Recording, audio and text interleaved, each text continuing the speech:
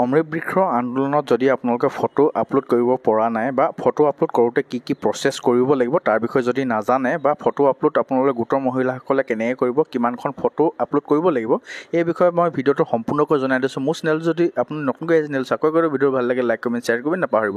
তো বলক ভিডিঅ'টো ষ্টাৰ্ট কৰোঁ। প্লে ষ্ট'ৰত গৈ পিনে আপোনালোকে ইয়াত আপোনালোকৰ চাৰ্চ বটনত ক্লিক কৰিব অমৃত বৃক্ষ আন্দোলন। অমৃত বৃক্ষ আন্দোলন বুলি চাৰ্চ কৰি দিয়াৰ লগে লগে অমৃত বৃক্ষ আন্দোলনৰ যিটো এপ আছে সেই এপটো আপোনালোকৰ ইয়াত আহি যাব। আপোনালোকে যদি ইনষ্টল কৰা নাই তেনেহ'লে ইনষ্টল কৰি ল'ব। মোৰ অলৰেডি ইনষ্টল কৰা আছে, মই ডাইৰেক্ট অ'পেন কৰিম। যদি আপোনালোকে ইনষ্টল কৰা নাই আৰু ইনষ্টল কৰি ল'ব লগালগ।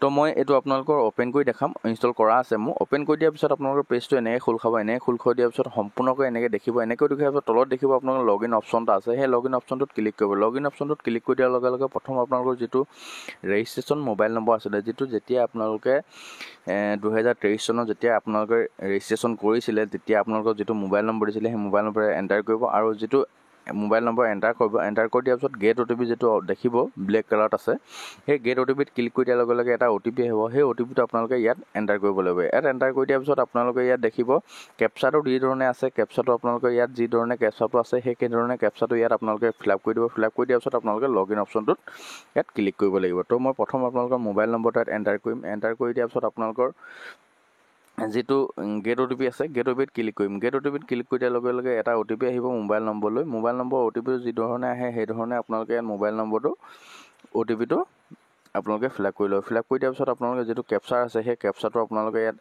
যি ধৰণে কেপচাৰটো দিয়া আছে সেই ধৰণে কেপচাৰটো ইয়াত আপোনালোকে ফিল আপ কৰি ল'ব।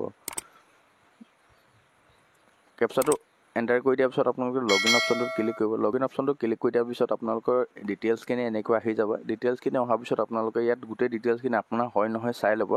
যদি আপোনাৰে হয় তেনেহ'লে ইয়াত আপলোড ফটো যিটো অপশ্যন আছে তাত আপোনালোকে ক্লিক কৰি দিব। ক্লিক কৰি দিয়াৰ পিছত আপোনালোকে ইয়াত প্লেনটো চিলেক্ট কৰিব। আপোনালোকৰ গছপুলিটো কি গছপুলি আপোনালোকক গোটৰ ফালৰ পৰা দিছিলে, যে আপোনালোকৰ গোটৰ ফালৰ পৰা কি গছপুলি দিছিলে সেই গছপুলিটো আপোনালোকৰ নামটো চাই ল'ব। আপোনালোকৰ গছপুলি যিটো ৰুইছিলে সেই গছপুলি ৰোৱা নামটো আপোনালোকে চাই ল'ব। আপোনালোকৰ কোনটো গছপুলি আপোনালোকৰ গোটৰ ফালৰ পৰা দিছিলে সেই গোটৰ ফালৰ পৰা দিয়া গছপুলিটোৰ নাম যদি ইয়াত আছে তেনেহ'লে আপোনালোকে ইয়াত চিলেক্ট কৰি ল'ব। চিলেক্ট কৰি লোৱাৰ পিছত আপোনালোকে যিটো অ'পেন ফাইল আছে, আপোনালোকে প্ৰথম ফটোখন যদি অ'পেন কেমেৰা কৰি ডাইৰেক্ট যদি মাৰিব বিচাৰে তেনেহ'লে আপোনালোকৰ ফটোখন তাত একচেপ্ট নকৰিব, কাৰণ ইয়াত GPS কেমেৰাটো নাথাকে।